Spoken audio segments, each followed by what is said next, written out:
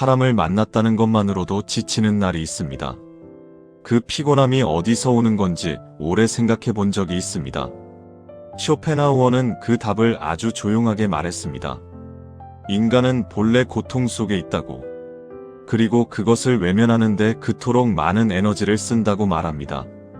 여러분들은 어떠신가요? 다양한 관계 속에서 자신의 에너지를 쓰고 살아가는 일이 행복하신가요? 물론 좋은 사람들과 함께 살아가는 일은 행복합니다. 하지만 인간관계는 항상 좋은 일들만 있는 것이 아니라 친밀한 관계를 맺기 위해 반드시 지나가야 할 과정이 있습니다. 처음 만나는 사람들과 친밀하게 지낼 수 없으니까요. 서로 신뢰를 쌓아가면서 좋은 관계를 유지한다는 것 참 힘듭니다. 오늘은 그 이야기를 함께 해보려고 합니다. 당신이 어떤 하루를 보내고 있든 이 시간만큼은 잠시 내려놓아도 괜찮습니다. 시작하기 전 구독과 좋아요 큰 힘이 됩니다. 감사합니다. 상대를 너무 너그럽게 대하지 않는 것이 왜 필요한지 쇼펜하우어는 아주 단호하게 이야기합니다. 인간은 너그럽게 대하면 버릇이 없어진다고. 꼭 어린아이와 같다고. 이 말이 처음엔 차갑게 들릴 수도 있습니다. 생각해보면 우리 모두 그런 경험이 있습니다. 내가 먼저 양보하고 먼저 배려하고 먼저 손을 내밀었을 때 상대가 그것을 당연하게 여기기 시작했던 순간이 있었습니다. 쇼펜하우어는 친구에게 돈을 빌려주면 친구를 잃지만 거절해도 친구를 잃지는 않는다고 했습니다. 냉정하게 들리지만 이 말은 사실 관계의 본질을 짚고 있습니다. 너무 많이 주는 것이 때로는 상대를 망친다는 것, 그리고 나 자신도 결국 잃게 된다는 것입니다. 다정함은 아름다운 것이지만 그것이 전부가 되어서는 안 됩니다. 친절은 선택이어야 하고 습관이 되어서는 안 됩니다. 우리는 종종 상대가 거짓말을 하고 있다는 것을 느낍니다. 그 순간 어떻게 해야 할까요? 여러분은 어떻게 하시나요? 쇼펜하우어는 그냥 믿는 척하면 그는 더 대담해지고 거짓말이 점점 커지게 되고 결국 들키게 된다고 합니다. 이것은 단순한 술수가 아닙니다. 사람은 자신이 믿어진다고 느낄 때 경계를 풀고 더 많은 것을 드러냅니다. 우리가 억지로 파헤치지 않아도 시간이 그 일을 대신합니다. 반대로 상대가 자신도 모르게 진실의 일부를 흘렸을 때가 있습니다. 그것을 안다는 것을 보여주면 안 됩니다. 모르는 척해야 합니다. 그러면 우리의 반박에 자극받은 상대가 오히려 모든 것을 이야기하게 됩니다. 이것이 쇼펜하우어가 말하는 사람을 읽는 방법입니다. 조용히 기다리고 섣불리 드러내지 않는 것. 그것이 진짜 이해의 방식입니다. 용서에 대해서도 그는 분명하게 말합니다. 용서하고 그냥 넘어가면 그는 같은 잘못을 또 저지르게 됩니다. 용서하고 있는다는 것은 자신이 겪은 귀중한 경험을 창밖으로 내던지는 것과 같다고 합니다. 이 말이 가혹하게 들릴 수도 있습니다. 하지만 우리는 얼마나 많이 같은 사람에게 같은 상처를 받아왔습니까? 그 사람이 나쁜 사람이라서가 아니라 사람의 성격은 바뀌지 않기 때문입니다. 쇼펜하우어는 그렇기 때문에 경우에 따라서는 단호하게 관계를 끊어야 한다고 말합니다. 그가 지금은 진심으로 다시는 그러지 않겠다고 약속한다 해도 비슷한 상황이 오면 똑같은 행동을 반복할 것입니다. 이것은 차가운 포기가 아니라 오히려 자신을 지키는 지혜에 가깝습니다. 우리는 다른 사람을 얼마나 정확하게 이해할 수 있을까요? 쇼펜하우어는 아주 중요한 말을 합니다. 사람은 자신의 지성의 척도만큼만 타인을 파악할 수 있다고. 그 어느 누구도 자신을 넘어서 볼 수는 없다고. 낮은 수준의 지성을 가진 사람은 아무리 뛰어난 사람을 만나도 그 사람의 약점과 결점만을 감지한다고 했습니다. 그것이 그의 눈에 보이는 전부이기 때문입니다.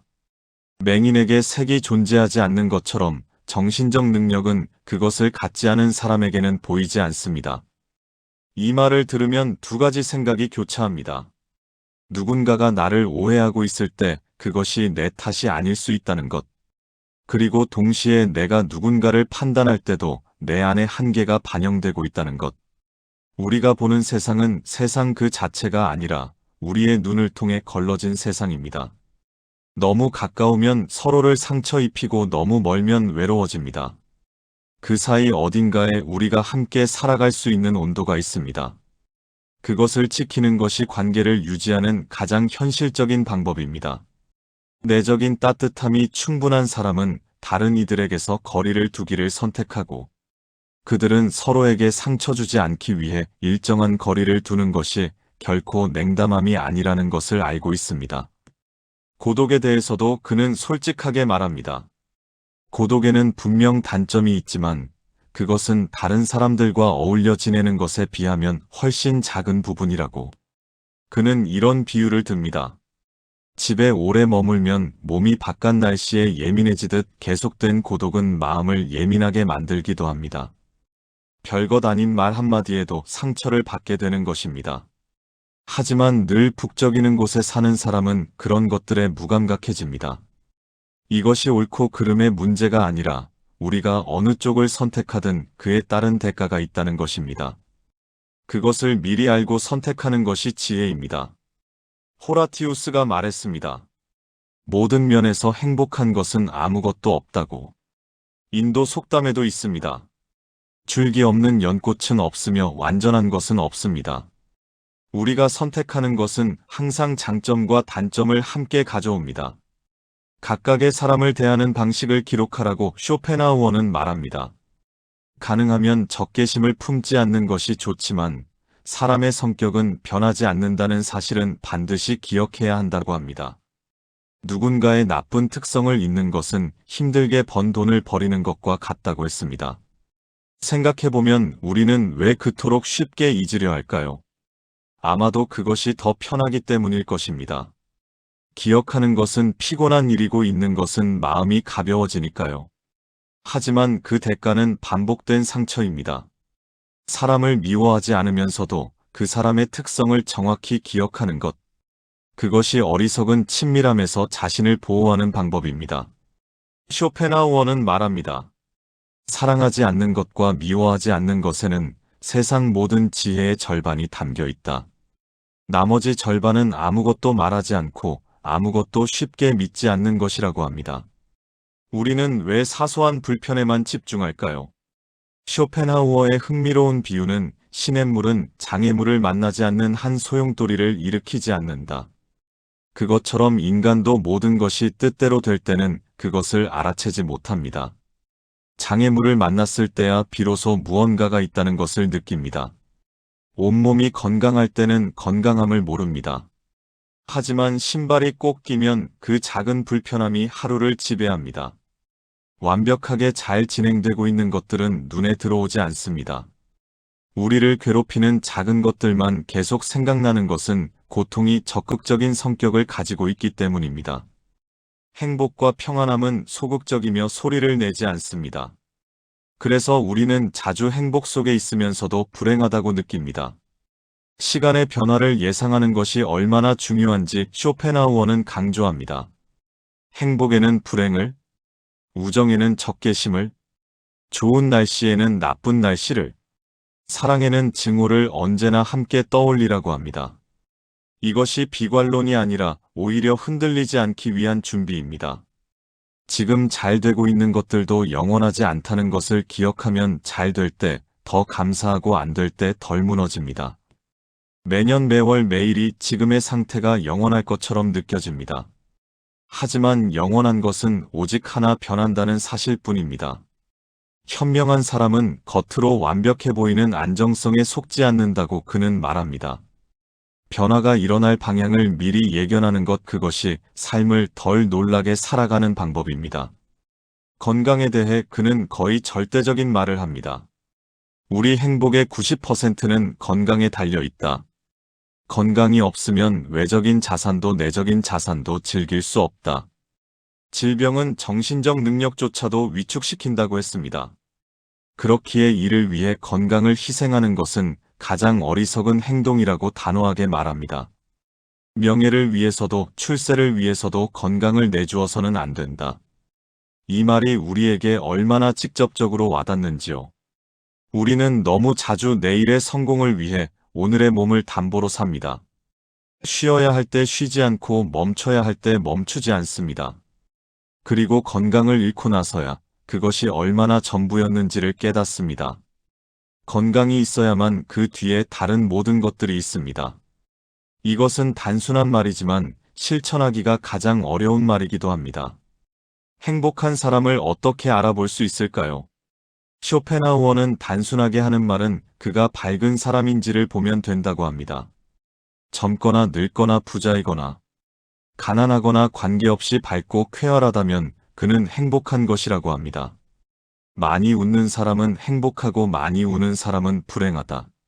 너무 단순한 말이지만 그 단순함 때문에 잊을 수 없었다고 말합니다. 밝음은 현재의 행복에 직접적으로 작용합니다. 다른 모든 것들은 그저 약속어음에 불과하다고 그는 말합니다. 언젠가 행복해질 거라는 것 그건 아직 손에 쥔 것이 아닙니다. 지금 이 순간 밝음이야말로 실제로 손에 쥔 것입니다. 그렇기에 밝음이 찾아올 때는 문을 활짝 열어야 합니다. 무거운 걱정 때문에 밝음을 밀어내지 말아야 합니다. 걱정이 상황을 나아지게 하는 것은 불확실하지만 밝음은 직접적으로 지금을 낫게 만드니까요. 관계와 삶의 범위를 좁히는 것에 대해 그는 놀라운 말을 합니다. 모든 범위의 제한은 행복을 만든다. 시야와 활동 범위와 접촉 범위가 좁을수록 우리는 더 행복해지는 것은 축소가 아니라 집중입니다. 넓어질수록 슬픔도 욕망도 공포도 함께 커집니다. 눈이 먼 사람들도 우리가 생각하는 것만큼 불행하지 않다고 했습니다. 보이지 않는 것들에 대한 걱정이 없기 때문에 그들의 모습은 종종 차분하고 편안합니다. 인생이 진행될수록 관계의 영역은 넓어집니다. 어린 시절에는 좁은 환경만 있었지만 성인이 되면 더 많은 것들을 짊어집니다. 그 무게가 점점 커질수록 삶은 무거워집니다. 그렇기에 의도적으로 단순화하는 것이 필요합니다. 권태감을 일으키지 않는 범위 안에서 삶을 가능한 한 단조롭게 만드는 것이 행복에 가깝습니다. 파도와 소용돌이 없이 시냇물처럼 흐르는 삶입니다. 다른 사람들이 우리를 어떻게 생각하는지 우리는 너무 많이 신경 씁니다. 하지만 조금만 생각해보면 타인의 견해는 우리의 행복에 그다지 중요하지 않습니다. 고양이를 쓰다듬으면 고양이가 자동으로 몸을 비비는 것처럼 사람은 칭찬을 받으면 그것이 가식적인 거짓말이라 해도 자동으로 기쁨이 얼굴에 떠오른다고 했습니다. 실제로 불행한 사람도 칭찬 하나로 위로를 받고 반대로 아주 사소한 무시에도 깊은 고통을 느낍니다. 이것이 명예라는 감정의 토대입니다. 명예심은 많은 사람들의 행동을 이끌기도 하지만 그것에 지나치게 의존하면 마음의 평화를 잃고 다른 사람들의 시선의 노예가 됩니다. 그렇기에 타인의 칭찬과 비난에 너무 예민하게 반응하지 않는 것 그것이 내면의 자유를 지키는 방법입니다. 우리의 상상력이 어떻게 우리를 괴롭히는지에 대해 그는 아주 정확한 말을 남겼습니다. 상상력은 어두운 꿈의 재료가 됩니다. 멀리 있는 재난을 가져다 확대하고 그것의 가능성을 실제보다 훨씬 크게 만들고 가장 끔찍한 방식으로 그려냅니다. 즐거운 꿈은 현실에 부정당하고 곧 사라지게 되지만 어두운 환상은 좀처럼 사라지지 않습니다. 재난의 가능성이 개연성으로 연결되고 우리는 불안의 포로가 됩니다. 그렇기에 행복과 불행에 관련된 것들은 이성과 판단력의 눈으로만 봐야 합니다. 있는 그대로 냉정하게 숙고하고 상상력에서 벗어나야 합니다. 쓸데없이 고통스러운 방식으로 마음을 움직이게 하는 그림을 보여줄 뿐 상상력은 판단할 수 없습니다. 공중 누각을 쌓아 올리자마자 무너뜨리는 대가는 너무 비쌉니다. 우리는 그것을 반복하면서 얼마나 많은 에너지를 소비하는지 모릅니다. 무언가를 행하고 만들고 배우는 것에 대해 아리스토텔레스는 생명의 본질은 운동에 있다고 했습니다. 쇼펜하우어도 이에 동의합니다. 아무런 활동을 하지 않으면 끔찍한 무료함에 빠지게 되고 게으르고 멍하니 있는 사람들이 손이나 도구로 어딘가를 두드리는 것이 그 증거라고 했습니다. 우리의 존재는 본질적으로 쉬는 것이 없는 연속적인 것입니다. 활동하는 것, 무언가를 행하고 만들고 배우는 것은 행복의 필수 조건입니다. 이것은 바쁘게 살아야 한다는 말이 아니라 단지 정신이 움직이고 있어야 한다는 것입니다. 그것이 몸으로든 생각으로든 배움으로든 무언가에 종사하고 있을 때 우리는 무료함의 함정에서 벗어납니다. 그리고 무료함을 피하려 술이나 자극에 의존하는 것은 결국 온갖 종류의 손실과 파멸로 이어진다고 그는 경고합니다. 인생의 사건들은 그림과 비슷하다고 쇼펜하우어는 말합니다. 오두막에서도 궁에서도 수도원에서도 군대에서도 삶은 본질적으로 같은 삶. 어떤 한 사람에게 일어난 일은 다른 사람에게 우연히 일어난 일과 아주 비슷합니다. 내가 겪고 있는 이것이 특별히 나에게만 닥친 재앙이 아니라는 것. 누군가도 이와 비슷한 것을 겪었고 또 겪고 있다는 것. 그리고 그 사람도 살아냈다는 것입니다. 삶의 형태는 다양하지만 우리는 서로 다른 이름의 같은 이야기를 살아가고 있습니다.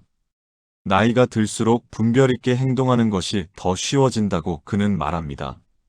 외로움은 뛰어난 정신을 가진 사람들의 운명이라고도 했습니다. 그들도 가끔은 고독의 한숨을 짓겠지만 두 가지 재앙 중 덜한 것을 선택한다고 했습니다. 60대가 되면 혼자 있고 싶다는 것이 자연스럽고 본능적이 된다고 했습니다. 그때가 되면 이성에 대한 사랑과 사교에 대한 충동이 자연스럽게 줄어들고 수천 가지 속임수와 어리석음에서 벗어나게 된다고 했습니다. 이것은 쇠락이 아니라 자유입니다. 갑작스러운 기쁨이나 슬픔에도 담담하게 대하라고 쇼펜하우어는 말합니다. 셰익스피어의 말을 인용하면서 갑작스러운 기쁨이나 슬픔을 숱하게 맛보았으니 이젠 그런 일을 당해도 처음부터 담담하게 대하는 것, 이것이 스토아적 태도입니다. 어떤 시련에도 침착함을 유지하는 사람은 인생에서 일어날 수 있는 재난이 얼마나 많은지 알고 있는 사람입니다. 지금 일어난 이 시련이 앞으로 일어날 것들에 비하면 아주 작은 부분임을 압니다. 그래서 과하게 흔들리지 않는 것입니다. 이것은 감정을 억누르라는 말이 아니라 감정이 나를 통째로 삼키지 않도록 하는 것입니다. 인간 존재 그 자체가 얼마나 많은 고통에 노출되어 있는지를 기억하는 것. 그것이 오히려 지금 이 순간에 더 감사하게 하고 덜 무너지게 합니다. 쇼펜하우어는 주변을 둘러보라고 말합니다. 어디에 있든 가엾고 비참하며 아무런 결실도 맺지 못하는 존재가 생존을 위해 노력하고 괴로워하는 모습을 볼 수 있을 것이라고 했습니다. 이것은 세상에 등을 돌리라는 말이 아니라 자신의 주장을 내려놓고 사물의 불완전함을 수용하라는 것입니다. 늘 인생의 고통과 시련을 망각하지 않고 그것을 피하거나 참고 견디려는 준비를 하라는 것입니다. 하지만 그렇다고 해서 작은 벼룩에 물렸다고 신의 도움을 청해서는 안 됩니다. 동화에 나오는 영리한 여우처럼 큰 불행도 작은 불행도 말끔히 피할 수 있도록 신중함을 기해야 합니다. 내면이 빈 사람은 외부의 자극이 필요하다고 쇼펜하우어는 말합니다. 내적인 본질적 가치와 풍부함을 지닌 사람들은 사교를 위한 큰 희생을 치르지 않습니다. 반면 평범한 사람들은 자기 자신보다 다른 사람을 더 쉽게 참습니다. 세상에서 가치 있는 것들은 중요하게 여겨지지 않고 사람들이 중요하다 여기는 것은 그다지 가치가 없다는 것입니다. 뛰어난 이들이 사람들과 교제하지 않는 것이 그것을 입증한다고 했습니다. 그렇기에 자기 자신에 대한 권리를 지닌 사람은 필요한 경우 자신의 자유를 보존하기 위해 욕구를 제한하고 세상과의 교제를 가능한 한 짧게 타협하는 것이 진정한 삶의 지혜라고 합니다. 반대로 사람들을 사교적으로 만드는 것은 고독을 견딜 능력이 없기 때문이기도 합니다. 낯선 곳으로 여행을 떠나게 하는 것도 내면의 공허와 무료함 때문입니다. 그런 사람들은 술을 통해 자신을 높이려다 결국 취하게 되고 맙니다. 외부의 자극이 없으면 그 자체의 무게를 견디지 못합니다. 쇼펜하우어는 늘 비관주의자라는 평가를 받아왔습니다. 하지만 그는 어쩌면 그 누구보다 삶을 깊이 사랑했던 사람이었을지도 모릅니다. 현실을 있는 그대로 직시하고 가감없이 이야기했을 뿐입니다. 이 세상은 고통과 불행으로 가득하며 인간의 행복은 그 고통을 최소화하는 데 달려있다고 그는 말합니다. 행복으로 가득한 천국은 현실이 아닌 상상 속에서만 가능하다고. 행복은 꿈일 뿐이지만 고통은 현실이라고. 이것이 절망의 말처럼 들릴 수도 있습니다. 하지만 저는 다르게 읽힙니다. 고통이 현실이라는 것을 인정하면 오히려 가볍게 살 수 있다고. 더 이상 완벽한 행복을 기대하며 지치지 않아도 된다는 것을. 지금 이 순간의 작은 밝음이 진짜 행복이라고 했습니다. 오늘 하루 당신은 어떠셨습니까? 힘든 하루였다면 그것은 당연한 것입니다. 쇼펜하우어는 그 고통을 없애려 하지 않았습니다. 다만 그것을 조금 더 현명하게 통과하는 방법을 건넵니다. 너무 많이 주지 않는 것, 많이 믿지 않고 적당한 거리를 지키는 것, 건강을 가장 먼저 지키면서 상상력이 아닌 이성으로 보는 것, 그리고 지금 이 순간 작은 밝음의 문을 여는 것. 이것들이 거창한 철학이 아닌 것처럼 느껴질 수 있습니다. 하지만 이것이 바로 삶이 우리에게 매일 묻는 것들입니다. 어떻게 살 것인가가 아니라 오늘 하루를 어떻게 통과할 것인가. 그 질문 앞에서 쇼펜하우어는 우리 곁에 조용히 앉아 있습니다. 차갑지만 따뜻한 목소리로 다만 눈을 열고 살라고 그렇게 이야기합니다. 진정한 행복을 위해 여러분들을 응원합니다. 함께 해주셔서 감사합니다. 오늘을 살아낸 당신에게 채널입니다. 지나온 시간들을 되돌아보고 싶을 때, 앞으로 나아가는 길이 망설여질 때, 철학 속에서 위로 공감 용기를 함께 채워나가는 곳입니다. 구독과 좋아요 큰 힘이 됩니다. 감사합니다.